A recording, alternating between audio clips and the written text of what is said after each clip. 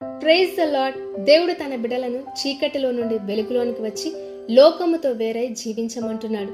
వెలుగు ప్రతిదానిని క్లియర్గా చూపిస్తుంది, ఏది కూడా దాచబడదు. చాలా మంది దేవుని దూరం పెడతారు, ఎందుకంటే దేవుడు వెలుగై ఉన్నాడు, ఆ వెలుగులో వారి పాపాలు కనపడతాయని. కానీ ఈ వెలుగు హానికరమైనది కాదు.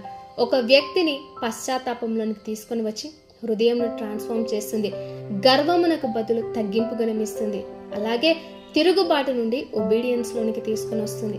దేవుని వాక్యం సెలవిస్తుంది, సమస్తమును ఖండింపబడి వెలుగు చేత ప్రత్యక్షపరచబడును, ప్రత్యక్షపరచున్నది ఏదో అది వెలుగే కదా అని వ్రాయబడింది. అంటే దేవుని వెలుగు ప్రతిదానిని బయలుపరుస్తుంది. బయలుపడిన దానిని దేవుడు మార్చి నూతనంగా చేస్తాడు. ఈరోజు చీకటి జీవితంలో నుండి దేవుని వెలుగులోనికి వద్దామా? అప్పుడు చీకటి లోకములో దేవుడు మనలను వెలుగుమయం చేస్తాడు. ఆమేన్.